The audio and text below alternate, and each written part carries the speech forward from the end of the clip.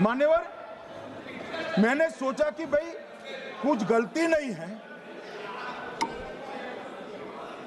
मान्यवर कोई गलती नहीं है तो ये लोग विरोध क्यों कर रहे हैं। फिर मुझे याद आया कि मान्यवर जब इनके जमाने में चुनाव होते थे, बिहार और यूपी में सरकारें बनाती होती थी, पूरे के पूरे वोट के बक्से हाईजैक कर लिए जाते। ईवीएम आने से ये बंद हो गया, ईवीएम आने से बंद हो गया, और मान्यवर चुनाव की चोरी बंद हुई है, इसलिए पेट में दर्द हो रहा है। ईवीएम का दोष नहीं है, चुनाव जीतने का तरीका जनादेश नहीं था, करप्ट प्रैक्टिसेस थी, इसके कारण चुनाव जीतते थे। अब आज ये पूरे एक्सपोज हो चुके हैं। जब जनादेश पर चुनाव होता है तो आप जीत सकते हो, जीतो, स्वागत है उसका, मगर जब हारते हो तो अन्य कारण बताना, जैसे पहले मैंने कहा, ऐसा बताना ये ठीक नहीं है। मान्यवर, कल मैंने लीडर ऑपोजिशन का भाषण स्वयं यहां बैठकर सुना है। पूरा भाषण उनका धागों में उलझ गया, थ्रेड्स में उलझ गया। मान्यवर, ये कहते हैं पीएम का शेड्यूल देखकर चुनाव आयोग चुनाव तय करता है। मेरा सभी सांसद महोदय से करबद्ध निवेदन है कि चुनाव होने के पहले के 1 महीने पीएम का शेड्यूल, और पीएम को लगभग 24 और 16 कितना होता है, 40 महीना हो गया। इसमें से किसी भी 1 महीने का शेड्यूल दिखाओ। पीएम की गति ही इतनी है, कोई भी महीना उठाओगे तो इतने ही प्रवास करते हैं। मानवर, इसको चुनाव का कोई लेन देन नहीं है। हमारे प्रधानमंत्री जनसंपर्क में आजादी के बाद सबसे ज्यादा प्रवास करने वाला प्रधानमंत्री, और मैं जानता हूं साहब, मैं जानता हूं नरेंद्र मोदी जी को 2001 से मैं बता सकता हूं, एक भी दिन की छुट्टी नहीं, एक भी वैकेशन नहीं, लगातार जनता का काम करना। मैंने कभी नहीं देखा उनको वैकेशन में। कई बार इनका अनुकरण करने का प्रयास करते हैं तो बीपी बढ़ जाता है इतना, ये फिर रुक जाएंगे प्लीज। मान्यवर, ये पूरी चर्चा चुनाव सुधार पर थी। मैंने आज ये भी जांच करा,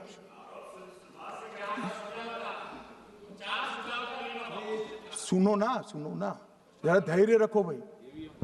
मान्यवर, मैंने आज सुबह चुनाव आयोग के वहां जांच कराई। जांच मतलब कोई गोपनीय चीज नहीं पूछी है, आप इसका इशू मत बने। मैंने ये पूछा कि चुनाव सुधार के लिए मई 2014 के बाद कौन सी पार्टी से कितने आवेदन आपको मिले, क्योंकि चुनाव सुधार जो करना है इसकी प्रक्रिया क्या है। मान्यवर, चुनाव सुधार सभी राजनीतिक दलों के साथ चर्चा कर चुनाव आयोग भारत सरकार के विधि मंत्रालय को भेजता है, और विधि मंत्रालय इसका कानून बनाकर संसद के सामने रखता है। ये प्रक्रिया है।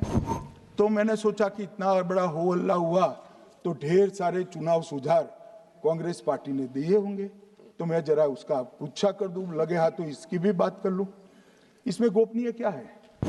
तो मैंने पूछा तो साहब मुझे एक रहस्य मालूम पड़ा कि आज तक मई 2014 से चुनाव आयोग को एक भी चुनाव सुधार का सुझाव कांग्रेस पार्टी से नहीं मिला। मान्यवर,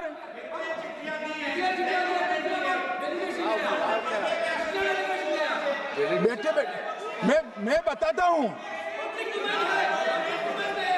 मान्यवर, मैं जवाब पूछोगे क्या?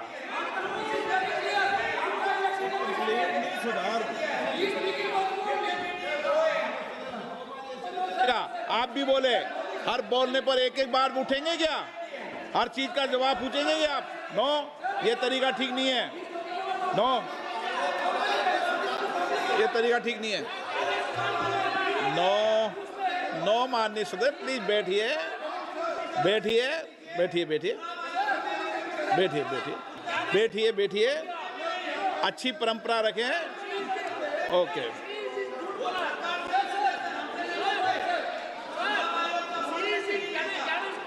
नो प्लीज, हर 2 मिनट नहीं उठते, अच्छी है। नो, ऐसी नो, प्लीज बैठिए आप, प्लीज बैठिए, प्लीज बैठिए, प्लीज बैठिए, सुनिए, प्लीज प्लीज बैठिए। माननीय सदस्यगण, ये कभी परंपरा नहीं रही कि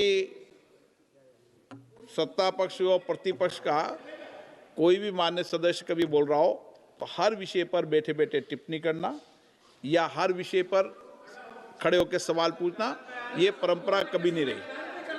आपने भी भाषण दिया आज, आपको कोई ने बीच में उठ के पूछा कोई ने?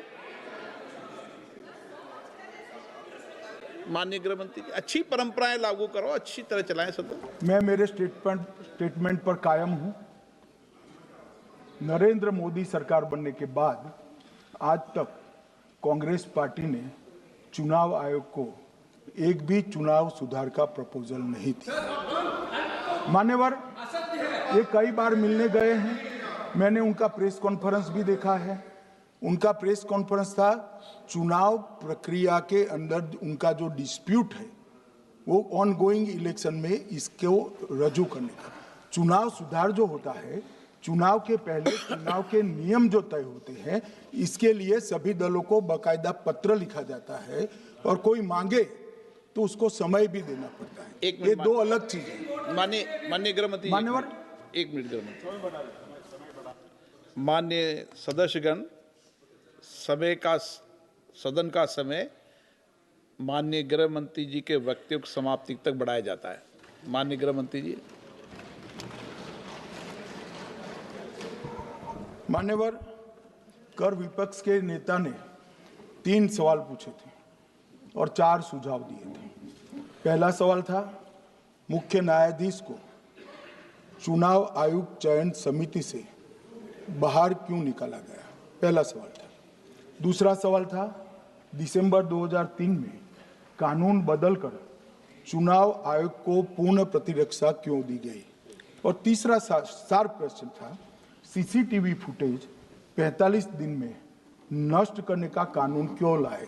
कानून नहीं लाए हैं, सर्कुलर चुनाव आयोग ने इश्यू किया है, मगर ठीक है, हार्द में समझ रहा हूं ये क्यों कर रहे हैं। ये 3 इसके जवाब थे। मान्यवर, मैं इसमें से सबसे पहले सवाल का जवाब देना चाहता हूं। मान्यवर, मुझे पूरा सुनकर जरा आप आपत्ति लीजिएगा, क्योंकि मैं बताऊंगा तो पास से ही, मगर वर्तमान का भी जवाब दूंगा। मान्यवर, 73 वर्ष तक इस देश में चुनाव आयोग की नियुक्ति का कोई कानून ही नहीं था। माननीय सभी सदस्य ध्यान से मुझे सुने, 73 साल तक इस देश में चुनाव आयोग की नियुक्ति का कोई कानून नहीं था। नियुक्ति प्रधानमंत्री सीधी कर देते थे। और मान्यवर, मैं आज ये पूरे देश को बताना चाहता हूं कि टोटल अब तक जितने चुनाव आयुक्त हुए और जितने मुख्य चुनाव आयुक्त और चुनाव आयुक्त, ये सभी इसी प्रकार से हुए। अब 2003 के कानून पर मैं बाद में आता हूं। 1950 से 1989 चुनाव आयोग एक सदस्यीय था। प्रावधान क्या था? कोई कानून नहीं था। प्रधानमंत्री जी फाइल भेजते थे राष्ट्रपति जी को और राष्ट्रपति जी नोटिफिकेशन बहाल नहीं करते। तो भाई उस वक्त बरोबर चुनाव था, सबसे अच्छा था। नहीं, मैं ये नहीं पूछता नियुक्ति की प्रक्रिया।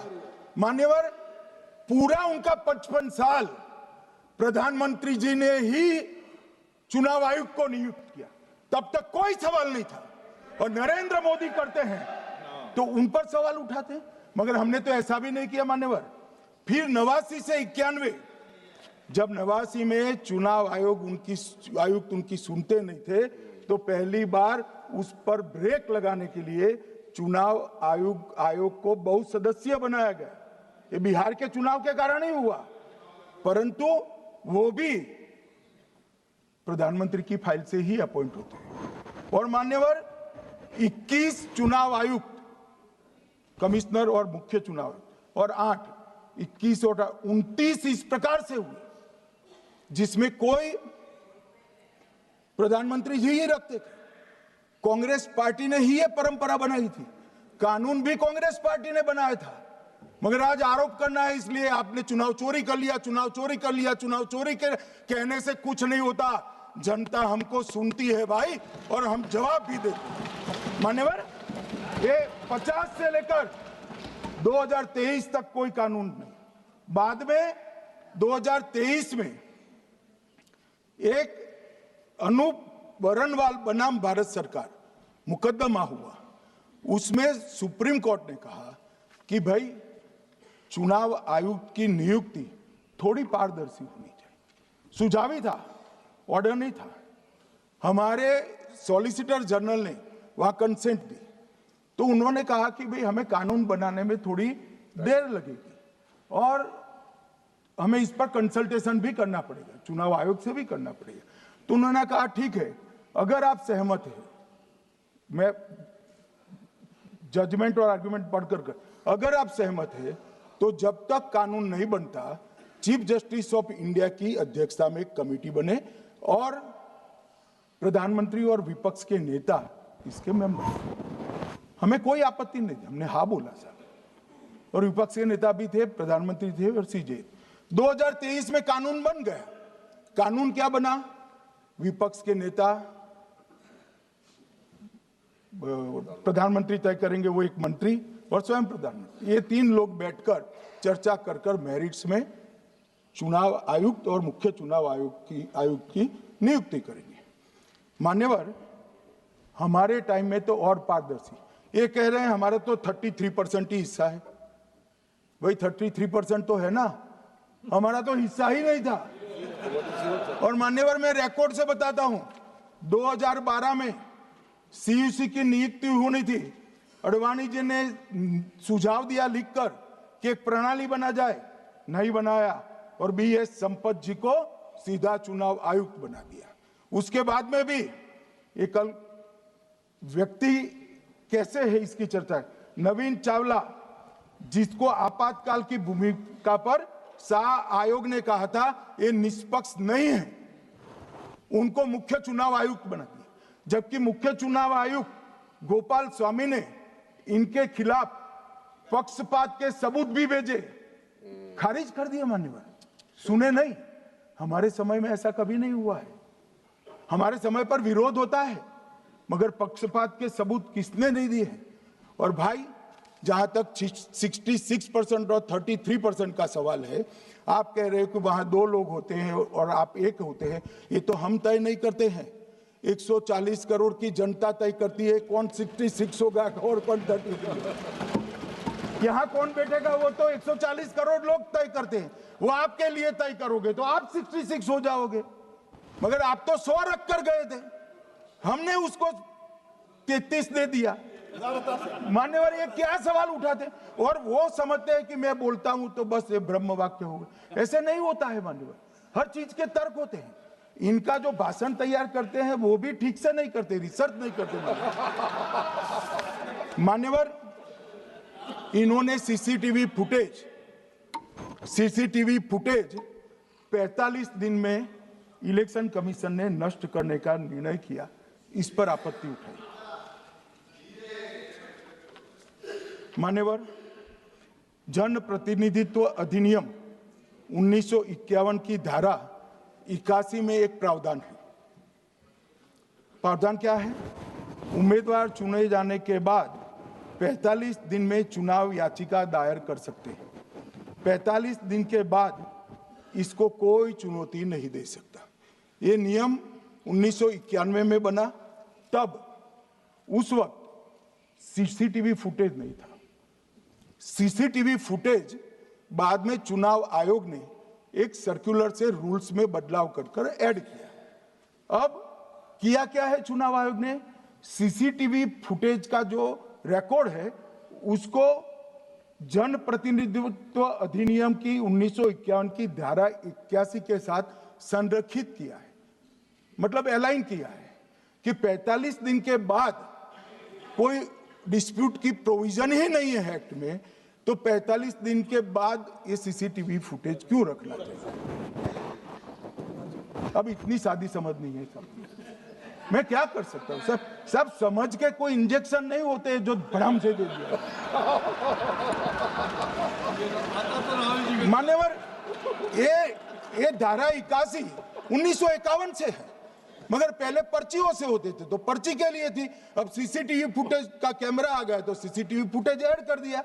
मान्यवर, उन्होंने कहा, और इस वक्त जब सीसीटीवी फुटेज जब प्रक्रिया में ऐड किया, तब स्पष्ट चुनाव आयोग ने कहा था कि सीसीटीवी रिकॉर्डिंग संवैधानिक दस्तावेज नहीं है, ये आंतरिक प्रबंधन है। किस चीज का आंतरिक प्रबंधन? कि चुनाव सीज होने के बाद कोई पुनः मतदान की अर्जी करता है कि भाई ये मतदान मथक में चुनाव ठीक नहीं हुआ, तो चुनाव आयोग जो निर्णय करता है वो सीसीटीवी फुटेज के आधार पर करता है। पहले मौखिक करता था, टेक्नोलॉजी आई, सीसीटीवी फुटेज स्वीकार कर लिया। अब ये आंतरिक प्रबंधन के लिए है मान्यवर। फिर भी चुनाव आयोग का जो निर्णय मैं बताता हूं, उन्होंने कहा सामान्य जनता को एक्सेस होना चाहिए। रूल्स बनाया गया है, सामान्य व्यक्ति सीसीटीवी फुटेज उच्च न्यायालय में जाकर 45 दिन के अंदर ऑर्डर करा सकता है। अब ये कहेंगे 45 दिन में जजमेंट नहीं आएगा, मगर उच्च न्यायालय इतना ऑर्डर कर सकता है कि सीसीटीवी फुटेज आप डिस्ट्रॉय मत करना। मान्यवर, राजनीतिक दलों को एक्सेस देने का उन्होंने प्रावधान करा है, तो वो चुनाव को चैलेंज करे राजनीतिक दल 45 दिन के अंदर। ऑटोमेटिक जो चुनाव चैलेंज होता है मान्यवर, उसका सीसीटीवी फुटेज नियमों से हम चुनाव आयोग रिजर्व कर देता है। मान्यवर, ये